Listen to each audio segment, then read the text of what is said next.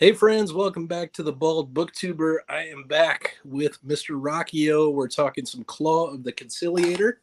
That is book 2 of Book of the New Sun. You can see I have the confused symbol on my name there, and Mr. Ruocchio is going to help me understand a little bit better. I did love the book, although I felt like Shadow of the Torture, I got about 70% understanding. This one was more closer to 30 or 40%. So yeah, that is normal. I think this one is a lot of what is going on in this one is kind of subtextual or symbolic in a way that is still true in the first one, but is less true. Yeah.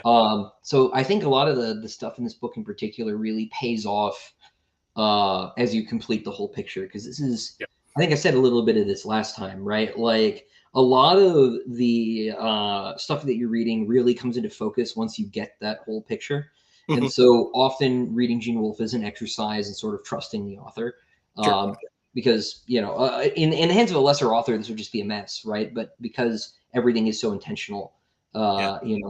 often it's just a case of like, you'll understand this in 500 pages. Like, it'll be okay. So, Yeah. so I think Yeah. that's normal. Well, that's good to hear, because I thought it was just me not reading carefully enough. So that is good to hear.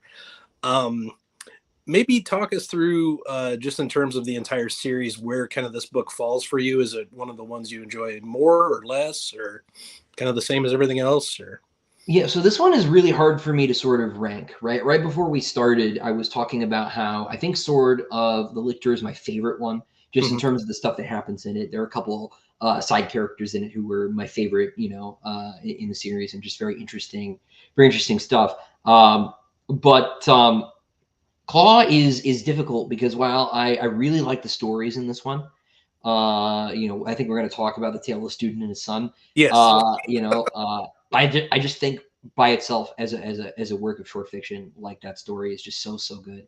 Yeah. And it really and it showcases too, like all the stuff we're talking about, where Gene does all this heavy lifting with the world building and just like very careful word choice and things like that.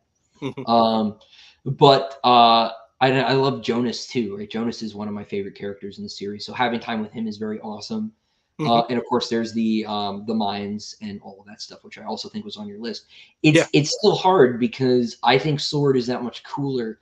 Of the 4 books, not counting Earth, this is probably second or third for me, depending on how I feel about Citadel on any given day. Okay. So Shadow is kind of less for you than the later works. Yeah, I think Shadow is my least favorite of the bunch. Okay. It's really about sort of setup, right? And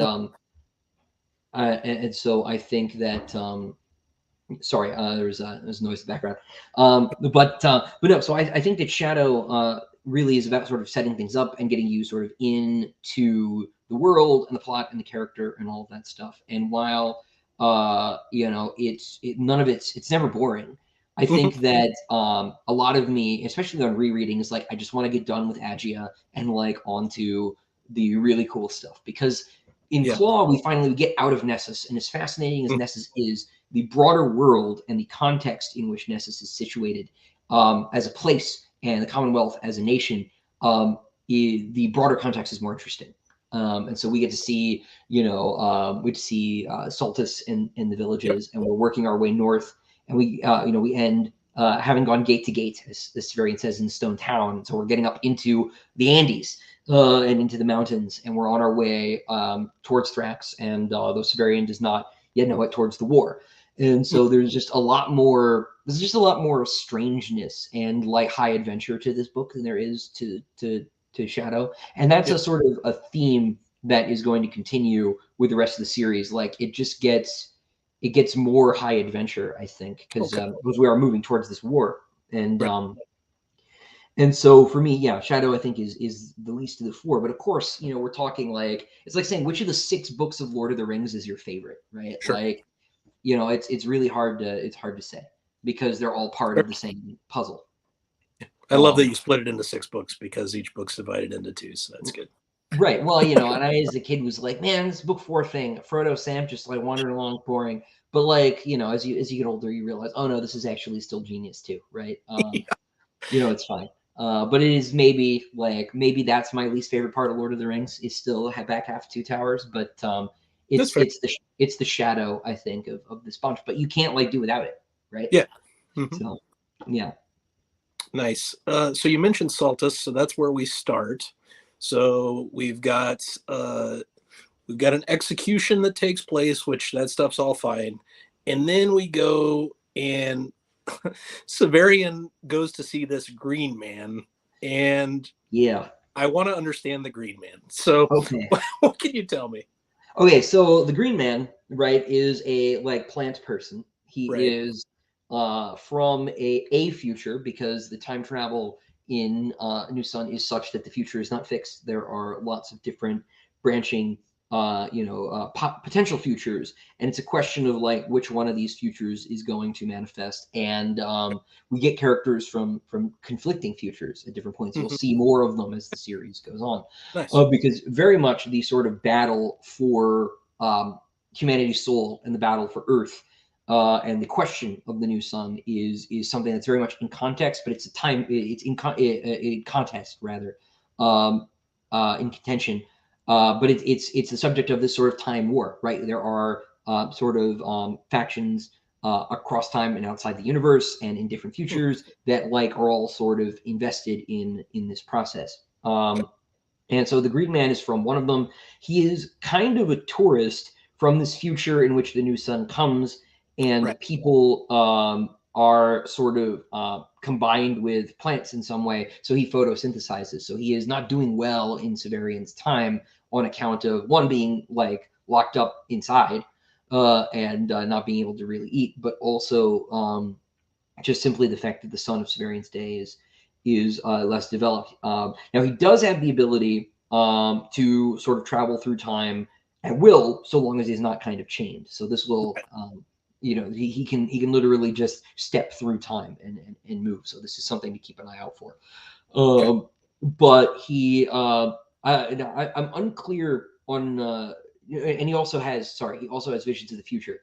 Partly as a consequence of the fact that he is just from the future, right? Right. So some of it is just stuff that he knows, some of it is stuff that he can see, and of course he tells Severian that he will meet, is it Agia again above ground?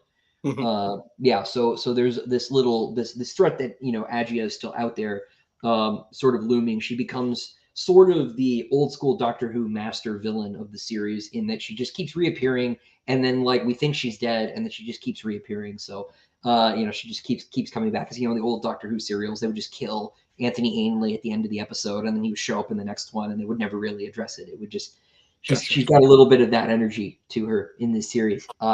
So really, yeah, he's trapped in this sort of circus freak show, basically, because he's a plant man. And Severian again demonstrates mercy by giving him a piece of his whetstone so that he can file off his shackles and escape. So there's this rearticulation of the Thecla incident Hmm. that we get in this moment, and this sort of attempt again on Severian's part to be a good man.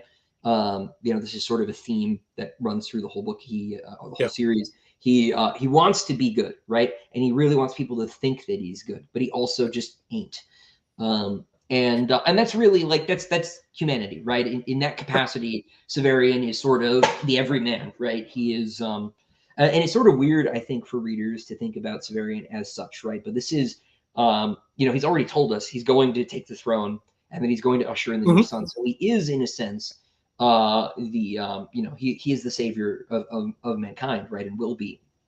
And we know that already. But there's a phrase that gets used to describe Severian much later in the series, which is the epitome of Earth, right? Hmm. And in that sense, he really is the representative of humanity, right? Got And so he, as ugly as he is, right, is ugly the way that we are as a species.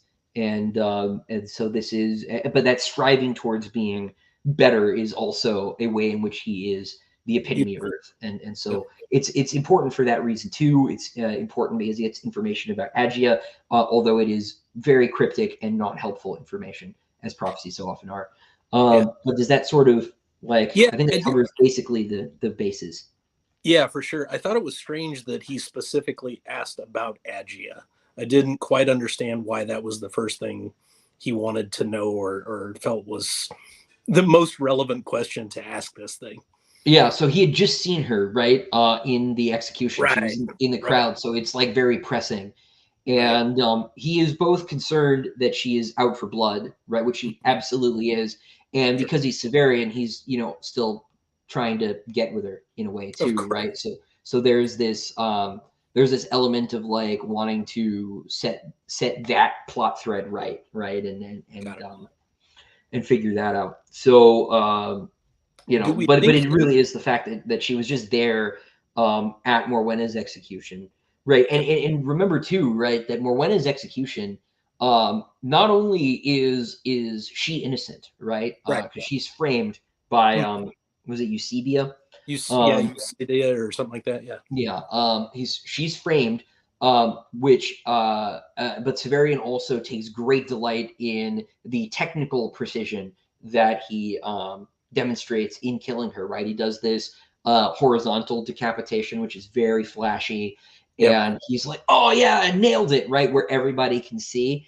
And this really salts Agia's wounds about him killing her brother, right? Because she feels that execution was also unjust, right? And now she's seen another unjust execution carried out by Severian, nominally with sort of state, with state backing, right? In the case of the mayor and all of this. So Agia is seeing the sort of, from her perspective, corruption Mhm. of the state, the Commonwealth, and Severian is the avatar of that, but also the avatar that took her brother away unjustly. Even though, of course, Agilus like killed all those people running Yeah. away, but of course, Severian made him do that by cheating in the duel and not dying, and also by tempting them in the first place with his bright shiny sword. So it's really Severian's fault. So like she's kind of crazy, right? But she's also just seen him, do the same thing again. If you work hard She's enough, you can justify anything. So that's fine. So yeah, makes and so she's obviously behind to this fake plot to right. claim that Thecla's alive and draw Severian Yeah. out to the mine, and of course he doesn't figure this out because he's just like so dumb, right? Um, I wanted to ask you about that because he knows Thecla's dead. I read the note again, and nothing in there, if I'm in his position, would make me believe that it's actually Thecla writing it. Like, yeah, it's just a bunch of random nonsense. I don't think that she would go to great lengths to detail how they faked it and she survived. That's not what the contents of the note would be if it exists. Like, it seems like he's very naive to believe that this is a real thing and Thecla's actually alive. yeah, I think he is right because we don't have a clear picture of exactly how old he is, but he's probably like 18 or 19. Mm-hmm. For starters, right? And the woman that he loved, right, who's also the first woman he slept with, Right. that he also is responsible for killing, Mm-hmm. in some way or other, right? Who also caused him to be expelled from the guild, right? Right. Suddenly is not dead. I think he is just crazy enough to think that he can fix it, right? And that he has this crazy opportunity to fix it. Yeah. Uh, and so it is totally insane that he Yeah. goes for it, right? But I think it's just stretching the limits of credulity, because he has this amazing shot to set his whole life right, Mm-hmm. and he's also in his defense he's seen some pretty crazy stuff, right? That's fair. So and he's barely a couple weeks out of the tower, Yeah. so you know he goes for it, right? And he likely he steals a horse and he's off, right? And And of the course, note told him he had to come alone, right? Is that why he didn't take Jonas with him? Because the note y- said you must come alone? yeah, yeah, Okay. exactly. Although of Which course, is Jonas shows very up. suspicious also, but apparently didn't raise any alarm bells to him. So Yeah, whatever. yeah. Of course, there's some truth in the note too, right? Because there Right. actually is a storehouse of the autarchs in the mine, right? Yeah. So there's not nothing there. So when he when he gets there, he finds a little corroborating evidence, but he's also starting to figure out wait a minute, like this is real dumb, bro. But he's still hoping, like, wait, who knows? Maybe. And then of course there are monkey people, and things Yeah, the just man-apes. things go things go So straight to Awesome Town. So are these genetically engineered beings? Are they alien beings? Are they something else entirely? We don't know. yeah, oh no, they are genetically engineered. I guess you might say uplifted in old school sci-fi parlance. Okay. They were probably monkeys that sort of got humanized rather than the reverse, Okay. but it's hard to know definitively. But and you'll see this as the series continues. Most of the autarch's army are these sort of human animal hybrid soldiers. He's Okay. got like jaguar warrior, like honor guards that you'll see later. But if you recall, when they're passing through the wall of Nessus on their Mm, way out at the end of Shadow, there mm, are a bunch of these like monster things living inside the wall. And okay. those, I think they say outright, are like the soldiers of the autarch, right? There's Okay. also when after the duel in Shadow, when Severian is incapacitated, he's the Lazaret. He has this vision of this dog-headed man who like runs by the door and like looks through and then runs away, and he thinks he's tripping. It's literally just an animal man soldier that was in the place. And there's something more with that particular dog man that I can't remember. But he calls him a cynocephalus, right? Which is Okay. cyno is dog, cephalus headed, right? And so it's one of those characters. If you look at old medieval and classical maps, where you've got like the weird guys around the edges, the marginalia, you've got like dog-headed people, and you've got like the guys who are like they've got they're like walking on their hands or something. You got all like the weird freaks that live at the edge of the world. Mhm. Cynocephaloi were a frequent sort of kind of marginalia, and so in a certain sense too, the presence of those animal soldiers at the end of Shadow, as he's really literally approaching the edge of the map for him and Uh-huh. leaving Nessus, Yep. is representative of that, right? He's got to where all the freaks are at the borders of the world, and he's going out into terra incognita. And so we're gonna see more of those. So yeah, basically the Autarch's got this army of like gene spliced animal soldier people, Yeah. um, Who and are and the protecting his AEMs. treasure vaults, basically.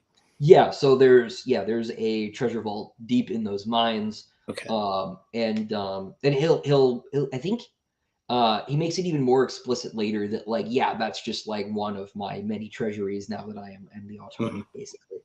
And it's actually Um, mentioned in the letter itself that the treasury is there, which I thought was really interesting as well. So yeah, it's interesting that Agia like knows that, yeah. and there is some. I have some questions to how. Mhm. It's possible that she got that information from like Heather or somebody else because he's, significantly older and it's been around. Mhm. But she could also, I mean, just have fallen in with the right people, as she will. I won't say too much, but she Yeah. has some other contacts. Um, So I remember when I was reading this a couple weeks ago, I mentioned these scenes, and you had mentioned that these are sort of an ode to the mines of Moria. So maybe we can talk a little bit about that. So it does mention right at the end of the chapter that there's some kind of beast that's awakening or something. So is that a callback to the Balrog, or is Yeah, this? totally, totally. So what scares them out of there, right, is there are drums in the deep, right? There are these giant footsteps of this thing approaching underground. Right. And my understanding is that if it's not Erebus or Abaya, and it's probably not because they're living in the oceans, it is another sort of eldritch thing that had Mm. been brought to Earth earlier, in the whole episode that caused the sun to start dying and all of this stuff. Okay. We don't get a very clear answer. Okay. But we also don't get a clear answer about like the Watcher in the Waters, right? And in Tolkien, and it's sort of in that vein. But it is absolutely that little moment is a little Tolkien nod, right? Where there's this big thing in the depths that's sort of coming for them, and they get the hell out of Dodge. And of course, it scares the man-apes too, and everybody's scarpering, and that gives Severian the chance to get out. Um, Yeah. so yeah, Severian at one point takes out like 10 to 15 of these. Is that because they're bad soldiers or because he's such a good swordsman or both? um, it also could be an exaggeration slightly. So we That's gotta we gotta keep that in mind, right? He might be making himself cooler. The implication is that Severian is quite competent, Yeah. in terms of sword fighting and just management of arms generally, right?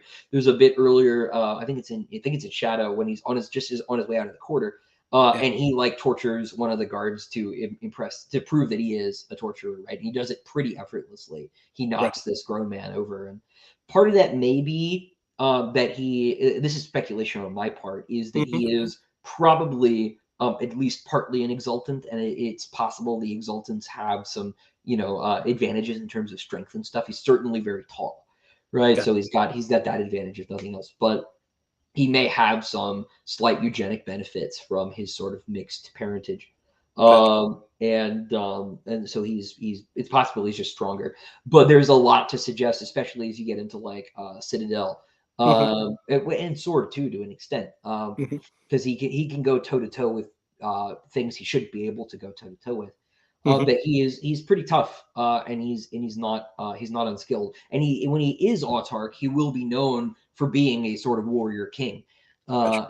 And so I think we can trust that he has uh, some pretty serious chops to him. But Mhm. it's also totally possible that he inflated that number by like Yeah, double that's fair. That's something. fair. So and there's not really, I think, a way to know for sure. So if I read the sequence right, and maybe I didn't, so he's starting to take out these man apes, and then at one point he like lifts up the claw of the Conciliator, and they're like worshiping him or something. Yep. Is that what's going on? Like they Yeah, kneel? they recognize it for what it is, Okay. and are appropriately, devout. Yeah, and that it's sort of like C-3PO on Endor, right? They're just like, and that's able to do things. 'Cause of course, the Conciliator, um, as a religious figure, is someone Mhm. who's been in the background of myth in this time and place for many thousands of years, and so um, everybody kind of knows what's Mhm. going on, right? It's in a sense like um, the, this is probably an analogy that's going to get me into some trouble, but like imagine if we run the clock forward, a couple thousand years, so like everybody, knows. Well, I guess everybody already knows like what a crucifix is, but you like pull it out, you're in the Amazon, Mhm.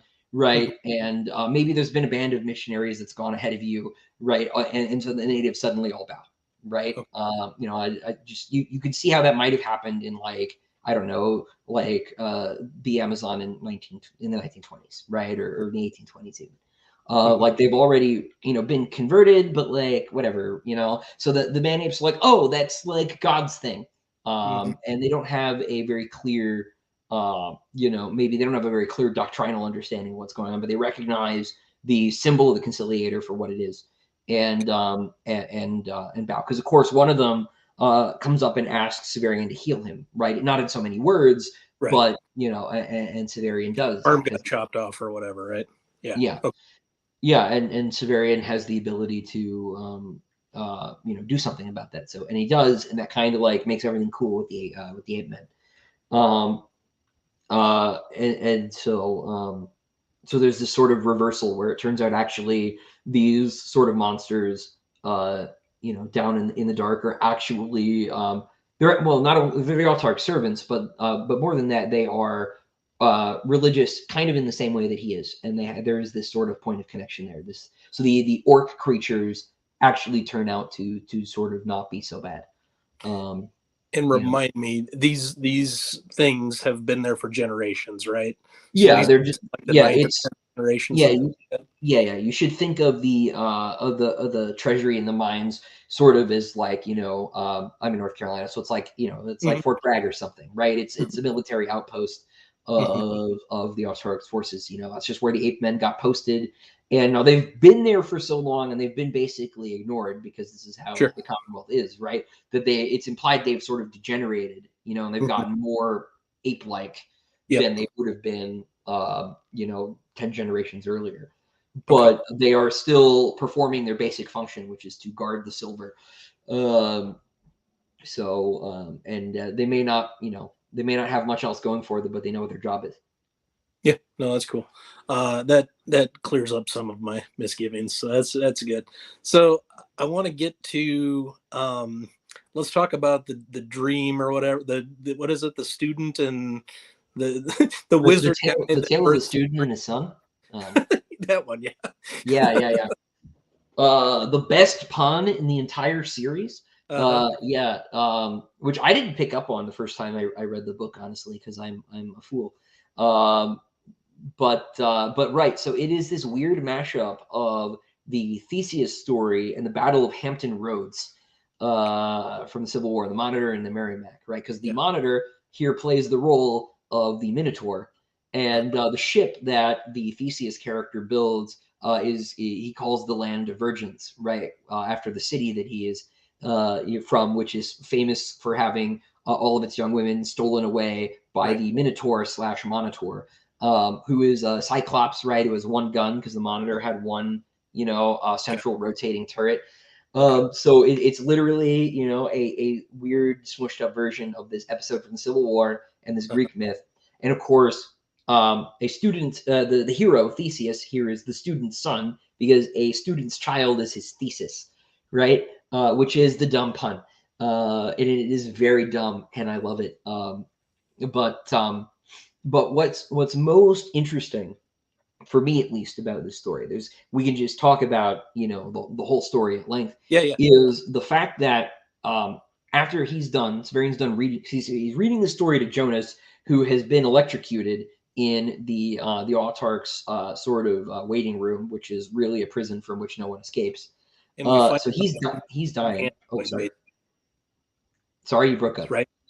No, so we figure out at that point, or maybe we figured it out before that, but we know for sure at that point that Jonas is an android of some kind. He's machine parts, and then he's got human parts on top of the machine parts, basically. Right. So Jonas used to just be a robot straight up, and it is in this episode that Severian starts to figure this out.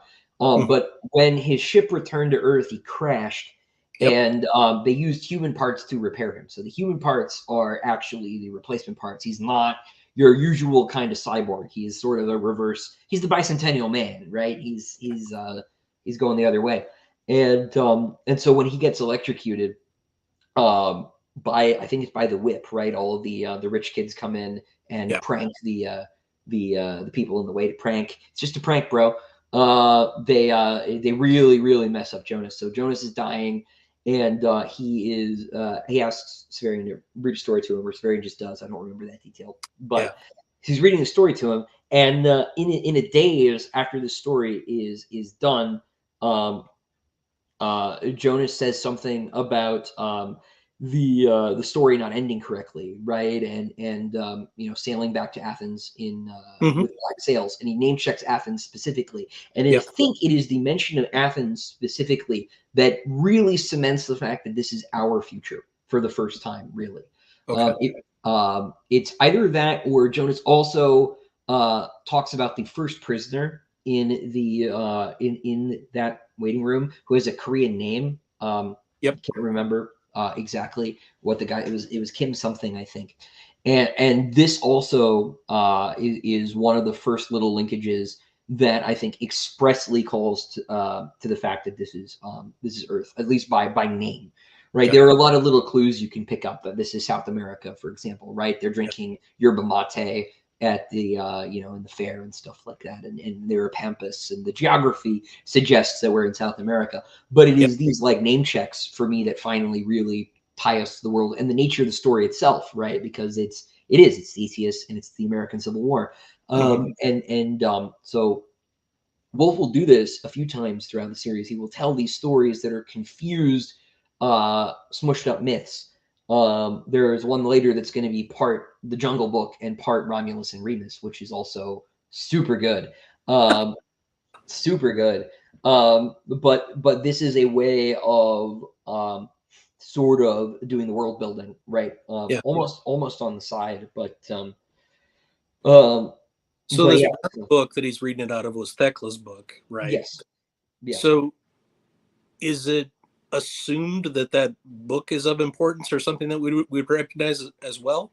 Or is that a book that hasn't been written yet, or does it not matter, I guess? So there is a book called The Wonders of the Earth and Sky that used to exist. I think it's like out of print now. Obviously, it's not quite the same book.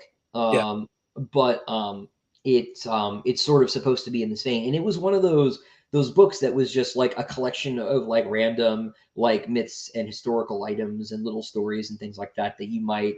I think it was published in like the tens or something, the 1910s. Got it. And so it was sort of a little anthology like of just stories that, like, if you're going to own one book besides the Bible, like maybe it would be that. Does You know, Castle of the Otter does that mean anything to you?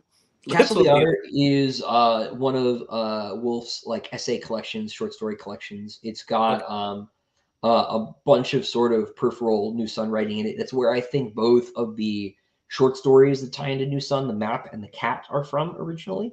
And he also talks about a lot of this stuff in that, as Liam says. Yeah. Cool. So it's sort of a supplemental text. It's not required reading, if anybody, but it is very good to get through. Those short stories are really cool. The cat in particular is really cool. But it takes place in the House Absolute during Severian's reign. Very cool. Oh yeah, no, that's true. The Book of Gold is literally Jack Vance's Dying Earth. Yeah. I need to read that. Okay. Yeah, it's also super good. I think way less complicated than this, but it is. Dying Earth is what Dying Earth is to Book of the New Sun what Dune is to Sun Eater. Let's say. Gotcha. You know, so it's what Wolfe was pastiching when he decided to do New Sun in the first place. So it's you know, it's pretty. I mean, it's a seminal work of science fiction in its own right. I think it's where D&D gets its magic system from, if I remember correctly. It's from a science fiction series. So I thought Cat and Map were also in Castle of the Otter Tassos. I may be wrong, but they are definitely an endangered species as well, or at least one of them is for sure. But I thought they were in Castle of the Otter too. I get very confused about all the supplemental books and the anthologies and where things are. So that's not my strong suit. So I apologize if I have misspoken. But yeah, so because there are also a couple other stories. There's the one something Kingdom of Something in Flower, I think, which is also set in the New Sun universe, but it's like a myth in the New Sun. In the New Sun universe, there are a couple other stories. The Boy Who Hooked the Sun, as well. Anyway. But yeah, so these are ways of sort of tying the world back into ours, but it also, you know, it also does some sort of symbolic and thematic heavy lifting as well. Which is especially true when we get to the play, because the play is just the plot of the series in one chapter, in miniature. The play, I guess I'm ready for. Let's get to it. I read it again today. So, all right. So they're in the what is it called? Not antechamber, but they're in wherever the autarch is. They're performing this for the actual autarch. Is that correct? Yeah. Okay. Yeah, they're performing it out in the grounds of the House Absolute. So they're back on the surface. Absolutely. That's what I was looking for. Yeah. Cool. So we start off, and it's kind of explained to us that this is sort of the evening before the old world dies, I guess, and the new world has its genesis, I guess, for lack of a better word. And we have sort of an Adam and Eve type of characters that are part of this. And I followed some of it, but I think I like about halfway through, I started to really get confused. Like I didn't understand what the role of the executioner in the play was. I didn't really get what we were trying to do. Baldander's parts are confusing. I don't really understand what he's there to do.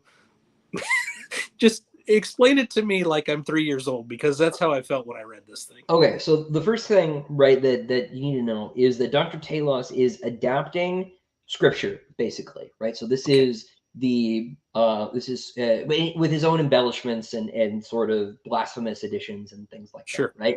But it is derived from you know, the sort of religious sort of background in the world, right?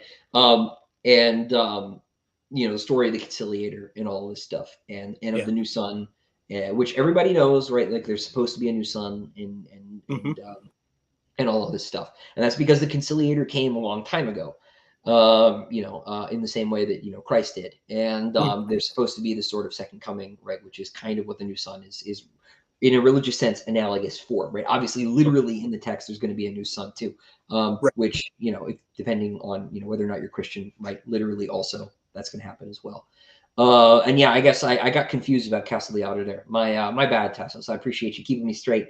Like I say, not my strong suit keeping that Sorry, I stuff. didn't mean to interrupt your train of thought there. No, that's okay. Comic out. So Dr. Talos has gotten the idea from the story from the sort of cultural background.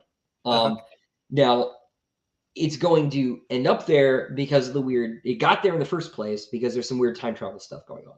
Because Okay. the plot of this play is the plot of the series, right? Okay. The last night of creation, new universe thing, right? Is analogous to um, not just the sort of rebirth of Earth, right, that's going to happen, but to this bigger cosmic cycle thing that you're going to start to learn about later. There's a thing about just the universe being remade Mm-hmm. and coming back around that is sort of important here. So it is hard to be too specific about it without giving away all the Sure. stuff that's going to happen. Yep. But you know what we're looking at here is sort of the rebirth of humanity and these demons who are analogous to Erebus and Abaya and their followers who are trying to stop that from happening Okay. for whatever reason, right? The autarch is the ruler of the old Earth, right? And that old Earth is passing away. That system is going to change, And I and got that he's sort of feeling powerless. Is that the idea? So he's got all this power over humanity, but he can't do anything about what's coming, basically. right, and he's also sort of emasculated, Yeah. and which is like a very, very dangerous play to be performing for the emperor, right? Because it You'd think is so. very critical of him, right? And Baldanders too is sort of this kind of like Nephilim figure, both in reality and in the context of the play, right? He's the giant Nod, right? And the Mm-hmm. giants, of course, biblically, scripturally, and in the Apocrypha are sort of half demon, half human creatures, right? And so, because we also get the reveal shortly after this play, right, that Baldanders is actually the master, right? Dr. Talos is his servant. So there's Mm-hmm. something going on with Baldanders, right? He's this sort of mad scientist who's been experimenting with himself in an attempt to guard immortality. So we get a sense of that in the character that he plays in the play, Mm-hmm. right? Um, and of course the play is again interrupted, so we do not get the full ending here, right? Because Baldanders sees the Hierodules, the aliens, in the audience, and he just like flips out. So we don't get the end of the story here, but we get a little bit of context. This is especially, probably more, I think, than any other part of the series. This is the part that really, really stands up on the reread, because Okay. the first time you're like, what the heck? Like, I'm not even reading a book anymore. What is what is the point, Gene? Why are you doing this to me? And and like I said, part of it is this sort of time loop thing, right? Because it is playing out the book of the new sun itself in microcosm in this one Mm-hmm. chapter. Yep. Um, and and then part of it is this sort of setup for the Baldanders reveal that we're about to get, because it's kind of a big deal, but it gives you a sense of basically who the characters are on a symbolic level, right? Because I think we talked about this a little bit last time, and if we didn't, it was someone else talking about Gene Wolfe I listened to recently. Mm-hmm. Was that like when we read most science fiction writers, right? What we're interested in is like what's happening, right, in like a very concrete sense. Nobody asks like what does X mean, right? You read I don't know, Foundation, and you just like you want to know what's going on, you want to know who the characters are, and you don't think about the relationship between the book you're reading and the real world, right? Right. Like you just think like I'm going to this new world. This is the same thing with like folks who do like video game lore analysis on YouTube, right? They're like, I'm going to tell you who the Dragon Knights are, right? I'm playing Dark Souls. Who is, Xanthus King Jeremiah? We're going to do a video about that. Yeah. And we don't ever talk about like what any of it is supposed to mean or what the author or the designer is trying to communicate. Gene Wolfe is not so, there is, you can do the layer where just like the Commonwealth was founded some 1,000 years ago, blah, blah, Right. blah. But the really interesting questions are like, what do these characters mean? What do they represent? What's going on here? This book is very much symbolic. And so this is one of the places where, like we talked about the different resources that you can go to get more information, right? Alcybo Soup is great if you want to understand what's going on, but they don't talk about symbols and they'll tell you, right? But to really understand the series, you need to understand the symbolic language of what's going on here. So like they will shy away from talking about the sort of biblical allegory stuff or sort of the esoterics, because there's some Kabbalah in the way that the universe is structured, like that. Yep. In the sort of weird, sort of cyclical, sort of nesting series of like higher universes that we'll really get into in Earth of the New Sun. They won't talk about that stuff. And so in this play, right, we've got Adam and Eve, right? But it's the Zoroastrian versions of Adam and Eve, right? I cheated and watched those guys with Moyd, and they talked about how it was a Zoroastrian first people or whatever, which I knew nothing about Zoroastrianism, so I didn't realize that's who they were. So it's pretty obscure these days. There aren't a lot of Zoroastrians left. I think there's like 100,000 on the planet, give or take. And it used to be, one of the big religions. But no more. Islam got to Persia, so they just couldn't keep up. But there is, in a certain way, the fact that this is sort of, in a sense, an earlier religion's Adam and Eve, right? There's sort of an implication that this universe is sort of a cycle before ours, right? Which is partly how the book gets to Gene Wolfe in the first place. And so the fact that it is the Persian Adam and Eve as opposed to the Jewish and the Christian one is partly a way of symbolically communicating this is an earlier universe. It's still our universe, right? And things are like, broadly recognizable. And there was, literally a Christ in this universe, but it's still not the iteration of the cosmos that you and I live in. It's like an earlier one. And so that's partly being communicated by the play as well. And this is just, I think, an example of like how much you get out of this is a question of really like how hard you want to squeeze, like, because there's a lot of juice here. And because you like don't need to know that to like even understand, oh, this play is communicating the plot of the series overall, right? Which sort of understood on a meta level, but I don't think I know enough for it to fully make sense to me yet. And hopefully when I reread it, it will. So that's and there are some specifics that aren't even going to occur to me right now. Like I can't quite remember like what the role of the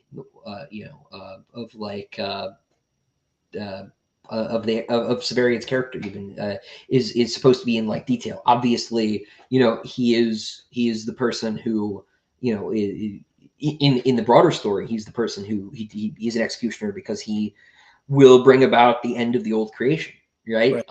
Which is important. But in terms of the plot of the play itself, I just reread this series like 6 months ago, so I wasn't going to reread it right now. There's some things that have fallen through the cracks in my head, but so I might not be able to answer every question. I read some of this morning and it's fallen through the cracks, so that's all right. There's a line at one point where somebody kind of laughs and they're like, "You're 50 million years too late," and I need to read everything around that because my brain keeps going back to that sentence. And I don't know what I'm supposed to from that. So I think, because it's you have the wrong creation, my friend. You're 50 years too late. I almost wonder if the point here isn't that like that character, because that was to Baldander's character, right? I think is that he's like a whole cycle of the universe too late, like for the play, basically. And I believe that is sort of indicating this sort of cyclical universe thing. To a certain extent, but that is the line that like sticks with me too. You have the wrong creation, my friend, is just a very good line. But yeah, no. Because of course, his name is Nod, right? And Nod is the land east of Eden. And yeah, and so he is sort of there's this idea in medieval geography, right, that Eden is at the east of the world, right? It's sort of nearest the sunrise, and this is one of the reasons why churches used to all face east, so that as the priest would be saying mass, he would be pointed east, because the expectation too was that when the second coming happened, Christ would be returning from the east, right? So like Nod is beyond that and is a sense outside of that order, right? Because it's beyond even the point where we fell from, and where Christ is supposed to return from. So in a sense, Bold Anders as Nod is outside of the equation, and this is partly because, as we'll learn, particularly in the next book, he wants nothing to do with this, right? Like he's very inward facing. He wants immortality. He's a man of science, right? He is the mad scientist. He's not the creature, right? Gotcha. At least between him and Dr. Talos, he obviously is both Frankenstein and Frankenstein's monster.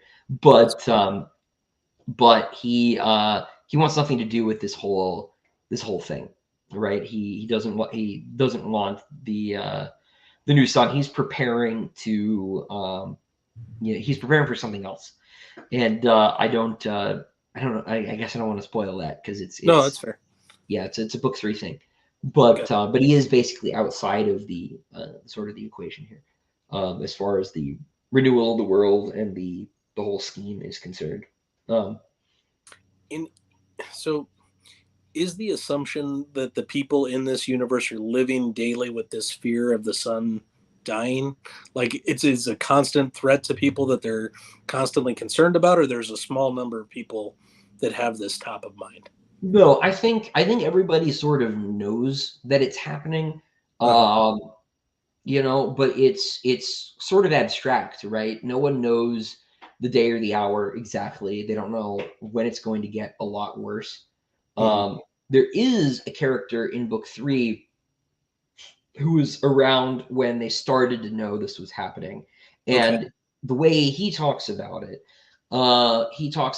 like at that point in time, it was new, and it was just the scientists who knew about this, and we could see some analogs to like climate disaster stuff, right? Like everybody's broadly aware that, Sure. like, at minimum, right, like it's getting warmer, and like, I don't know, stuff's going on, right? Mhm. The fish are dying, or Sure. you remember I think we saved the bees, but like the bees were going, like people are aware of stuff like this, right? um but they aren't paying super close attention to it all the time. But everybody will sort of say things like, oh, like when the new sun comes, like things will get better, so they know they need one. But it's sort of a problem that's not immediately valent to the ordinary person. Okay. Gotcha. So, Yeah, all right. So let's move on. I want to talk. I don't know if I put it on the list or not for you, but that's I okay. want to talk about the alcybo potion or whatever they drink, soup, maybe it is. I don't know.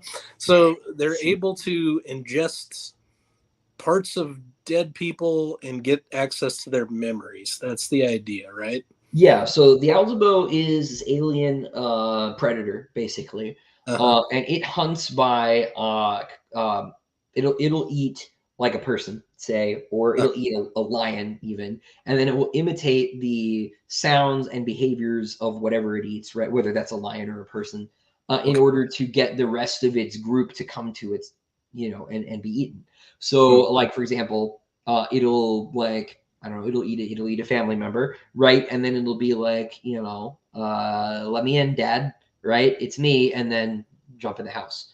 Gotcha. But if you take part of its brain and extract the enzyme or whatever it is, you can create a thing that allows people to ingest other people in this case, Hmm. and get pieces of their memory and knowledge and things like that. And that is how Vodalus is planning on sort of bringing back the empire. Because what Right. Vodalus wants to do is overthrow the autarch, who he sees as sort of a dead order, right? The Hmm. autarchy is just it's moribund. It is, you know, sort of emasculated. It's not going anywhere. Hasn't been able to solve this new sun problem. So what we need to do is conquer the stars, right? We need to go out there. And he has, you know, he's made a devil's bargain to do this that will become perhaps clearer in book 4. But his plan is, look, we're going to get all this lost knowledge by eating these dead people, and you know, we'll see what we can get from that, and maybe we can rebuild some of what was lost. And so they do this in this sort of satanic ritual, you know, that is a sort of symbolic mockery of the Eucharist, right? Because they're you know, eating flesh and blood in communion, right? But they're like literally, you know, cannibals. And they'll do this to relive the lives of the dead, and it's also this sort of you know, bacchanalian orgiastic experience for them, because they're all sharing in the memories and the feelings of the same person. So it's this very sort of psychedelic, transportive experience. And the assumption, right, is that for most people this is a temporary effect, but for Severian and his magical memory powers, he gets to keep it. Yes, so, basically, yes, that is what happens. So he basically has at least a dual personality, maybe more at this point. He has his memories and Thecla's. Yeah, the consensus even is that it's best to think about pre-alcybo Severian and post-alcybo Severian as different people completely, because Thecla is so present and so a part of him after that he's really just not the same person anymore. It's not that he's two people, it's that he and Thecla are sort of fused in a sense, psychologically into one person. He's still obviously like physically the same, right? But he is sort of psychologically, you know, what the alchemists would call a rebus, right? He is like half male, half female psychologically. He's sort of like the Kwisatz Haderach in that respect. You know, he's got both of those sort of aspects on lock, as it were. And yeah, and this is something that is unique to him. Because of his weird ability with memory and things, which again, like I could be more specific, but that's probably enough for now. I do want to address something Tasso said about the play really quick at the bottom there, which is also the case that if Earth of the New Sun had never been written and Gene did not want to write Earth of the New Sun, the play would serve to sort of help make concrete what happens after the end of book 4, because book 4 will end before the new sun has come, right? It will end with him embarking on that mission, the implication being it will be successful. And partly the fact that the end of the story exists in the past to have been written about in the play, it is partly that fact that will confirm that he is successful, right? Besides the obvious fact that, like, if he failed, like, what was the point of what you just read? You know, but I think this was before we started streaming. Like I said, Earth really exists to make obvious all of the things that were sort of subtextual in the first 4 books, which is partly why Wolfe resisted writing it, because it sort of gives things away. That being said, I think it is awesome to get all that stuff explicitly. Some of my favorite sequences in the whole series are in Earth, so I am not one of those people who thinks Earth is bad or a waste of time. I will definitely need to read it because I need things spelled out for me, obviously. So that is good. All right. What time? All right. We got a few more minutes. Anything we haven't hashed out that you think is critical to understand going forward, or you think is an important sequence that stood out to you that we haven't talked about yet? Well, we haven't talked about the stuff after the play, right? So a lot of stuff happens. We get the reveal, right, that Dr. Talos and Baldanders are actually the other way around from what you think. Talos is literally a robot. He is a Talos, right? Talos was a giant bronze automaton that the god Hephaestus made. So he doesn't have a saint name. He has a Greek name. This is always an indication something's up, right? Jonas also, not a saint name. You know, so I'm sure there probably maybe there is one, but like you know, it's an Old Testament name, right? And so he's not human either. So the naming thing is just I think is really cool. Yeah. But Baldander is also not really human anymore. Baldanders is an alchemical term, I think, if I remember correctly. Okay. So we have this implication he's not really human either, right, from the name. But we learn that he is in charge, right? He's the one calling the shots. He made Dr. Talos. He's up to something, and they have enough money to go home now. So, Is he has more in common with the sea creature things than he does with humans, right? That's yeah, the at this point, yeah. he's going to get big enough that he'll have to live in the water, basically. That is his plan. Yeah, I couldn't remember if it was spelled out in Claw or Sword, so I was being coy.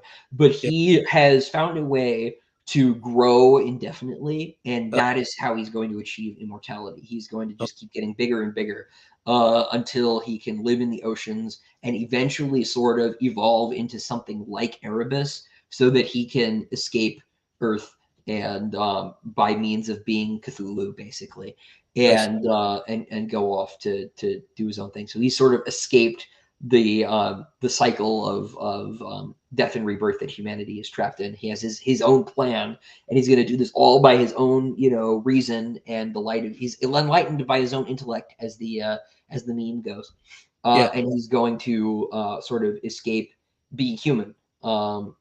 And being judged as human. This Mhm. is why his character is Nod the giant, right? Who has this sort of like Nephilim, association in the play. Um, so he goes off, and then they take everything they gave Jolenta away because they augmented her to make her more beautiful. She was just the waitress from Shadow of the Torturer, right? And they Oh, I turned didn't her. make a mention, but I should have. Yeah. Yeah. So she's just a normal girl that they made beautiful surgically, and Her story's uh, sad. Like it's it feels very like she exists only to be. It's sad and kind of gross, I think. But it is pretty gross, right? She deserved way better than all of that, right? From basically everyone except Dorcas, who didn't even like her, right? Like it's awful. We are totally glossing over the Severian Jolenta episode, which he totally glosses over too, yeah, which is also very gross and sad. cringy. And That I don't feel the need to yeah, talk about it that much, except to say that it happened. Um, there's probably something that could be said, but I don't really want to. yeah. Uh, and so she is not doing well, right? And trying to um, they're trying to sort of save her as they're moving north. And the book ends with this really bizarre episode where they get to this old stone town up in the mountains, and it's Hmm. kind of like an old Inca ruin, basically. And they meet the Cumean, who is not human, right? She is the prophetess who was supposed to be in the water garden, right, when they went to the other side of the world in the first book in the Botanic Gardens.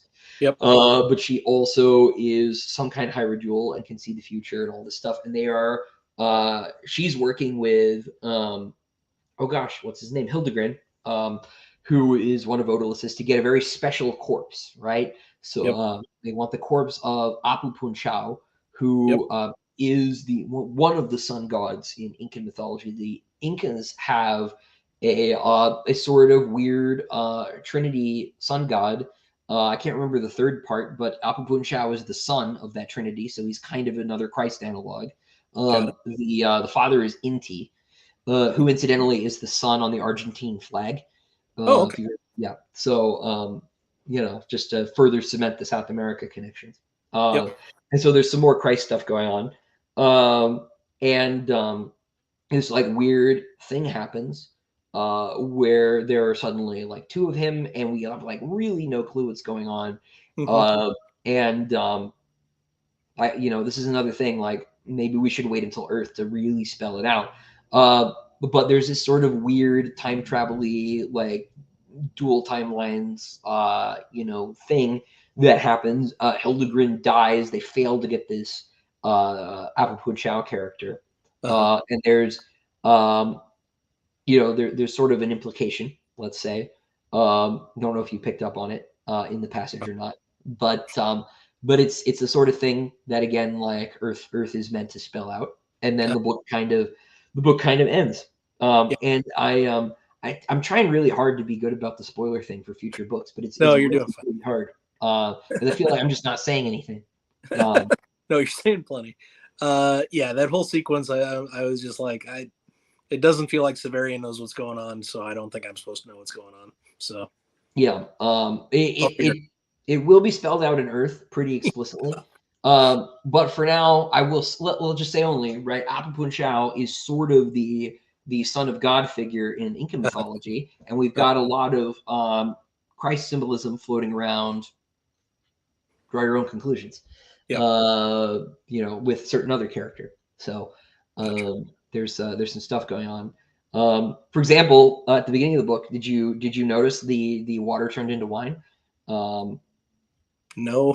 When did that happen? When Severian and Jonas are in the hotel in Saltis, the water in their jugs turns into wine. I'll have to go back and book, didn't pick up on that at all. Okay. Yeah, so there's some stuff going on, symbolically speaking, with regard to Severian and the Christ parallels. So that's something to keep an eye out for as things continue. So back to the play for just a minute. Sorry, I forgot to ask. No worries. There is a part in the play, and if I understood what was going on correctly, the autarch like multiplies. There becomes a bunch of autarchs. Is that?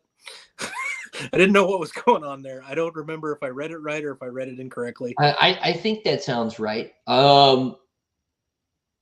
If it's what I'm thinking of, that is suggesting something about the function of the autarchy itself. All right, because it's not a monarchy. Like, what is an autarchy? Like, what makes this different? There is something that makes it different, and you'll get a pretty solid answer to that in book 4, let's say. But I think that's hinting at that. Got it. Okay.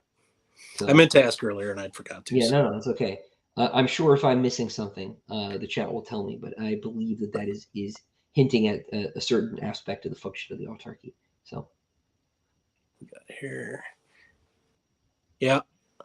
Which is something you do in Sun Eater, which I love. Yeah, yes. This is one of the more obvious things that I have borrowed from Gene in pastiched from Gene in Sun Eater, is that sort of ending. Because you like dare the reader to read the next book. That's awesome. You should totally read the next book. I do like Severian also writes at one point, this will be the last torture that I specifically spell out. So if you're here just for human suffering, this isn't that kind of story type thing, which I thought was very cool as well. Yeah, it's also partly implies that he isn't the same person anymore, right? This is so like one of the things that like your average reader has trouble with, right, is Severian, right? Because people read books to have fun, and like Severian is not fun, man. Like he is, he's pretty gross. But he is consciously becoming less gross as the series goes on, and by the end of Earth, I think you can reasonably say that he is at least a decent person. That's good. I think, and so and I have a lot of patience for ugly characters because while we may not be as ugly as Severian, right? I don't have this expectation that like my characters, when in reading should make me comfortable or should make me feel lulled to a sense of security. I don't read books to feel cozy. That's boring. So it's exactly. So. But I understand, right? Like it's like reading A Clockwork Orange. Like you don't really want to hang out with Alex, right? As polite as Alex may be, Severian is equally well spoken, but like, who boy, but there are these little moments like that peek through where you're like, oh, like he isn't the same person, right? So like he will frequently defend the institution of torture, but you'll see his attitude on that subject change as well too. And I really like the solution that he hits on. I think it's very meaningful. So that's not really a spoiler so much as it is an indication of things to look out for. But it's reflective of his sort of attitude towards justice and mercy, which as the future autarch is really an important question. It goes back to the execution at the beginning, right, where he learns that he executed the wrong person, but that he doesn't care, right? Like he didn't make the judgment, so there's not right. So it's not his fault, right? right. Yeah, and that's sort of that's the sort of thing that I think a lot of contemporary writers just wouldn't do, right? Like the story would just be about how bad he felt after that, and they Right. wouldn't. There's just a tendency, right, on the part of most writers to read 2023 mores into whatever you're writing, and Yep. like there have been way more times and cultures than now, and so when a writer actually manages to have someone, a character behave in this kind of alien fashion, I always think that's more interesting. It's just because we're actually getting away from here and now in a way. So Yep, for sure. Well, cool. I guess we can wrap up there unless there's anything else you have, but you have definitely clarified things for me. That is a good thing.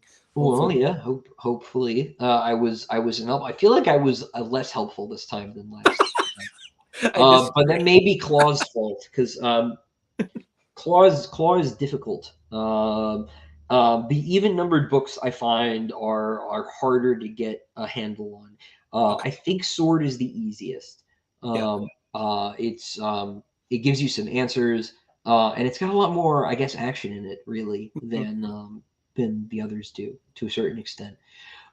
Citadel is hard because it sort of has to put a bow on this to the extent that it puts a bow on it, because of course it leaves a lot of stuff to the imagination kind of by design, which Earth comes back into sort of tie up. But this Yeah. one is, I think, a little bit more symbolic and a little bit thinkier than the first one, certainly. So I you definitely know, I thought in many ways the prose was even better in this one than in the first one.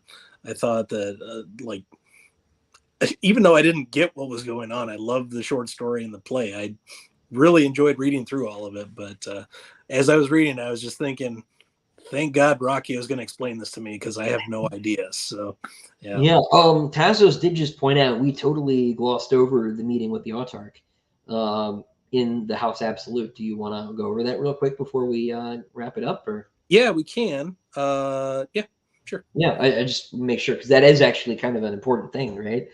And this gives you a sense of the sort of Byzantine nature of the statecraft in this book, right? Because after the alcybo episode, right, Mhm. with Vodalus, Yep. Severian has sworn himself to Vodalus's service. He's finally like living his college revolutionary dream, and he's got the Che T-shirt, and he's on his mission. And Vodalus wants him to go to the House Absolute, which is where he wanted to go anyway, because he wanted to catch Right. up with Dorcas and everybody. Yep. And he wants him to deliver this message. I think it's a stele to a servant at the House Absolute. He finds the servant, um, and the servant is the autarch himself, actually, right? Who it turns out is also the guy who ran the brothel, the House Azure, in the previous book. Now, why that should be the case, you might maybe want to wait a little bit to get to, because it is weird that he is in both places. Except that he does sort of say that he occupies a lot of roles in the government, right? Like sometimes he's just like the second bursar or something like that. Hmm. Because he doesn't need to like use an imperial decree for everything, which gives you this impression of this like very sort of like Wizard of Oz kind of character who's like Hmm. always behind the curtains doing whatever he needs to be done. Hmm. But he also feels kind of outnumbered and beleaguered in his own court, which he totally is, right? We talked about how like basically all the nobles are with Vodalus at this point, and Yeah. have thrown their lots in then with Erebus and Abaya. Really, they want this whole system change, so that they can be in power. The autarch is really the only one holding the line, but the autarch is also playing Vodalus, right? He's like kind of in cahoots with him, Mhm. sort of push against him. Right. And so this is really important because we get a sense of who the autarch is, and he's not who we expect, right? He also is the guy who gives them all the money for their play afterwards, and it's like way more money than they needed to, right? Or were supposed to have gotten. So he's got an eye out for Severian, right? Which is sort of apparent from the fact that he was also running the brothel in the first book. So he's aware of Severian in some capacity, Mhm. and has been sort of pushing things along. The fact that he shows up now as an emissary for Vodalus is sort of providential in a way, right? And In Severian knows, unless we know that it's the autarch because of Thecla's memories. Is that right? yes, At this yeah, part? Okay. yeah, Yeah. exactly. Yeah, and I think that basically sort of is sort of the basic overview for that whole sequence. The only other thing I think that's worth mentioning is like right. I think it's during the scene. It might be right before it. Severian looks at this book and he sees this angel, and it causes him to bleed from either his forehead or his eyes. I can't remember. I think his forehead. Okay. And that is going to come back sort of symbolically as well, Okay. and literally in the form of a character. That's something to sort of keep an eye on, is this angel in the book. I will try to remember.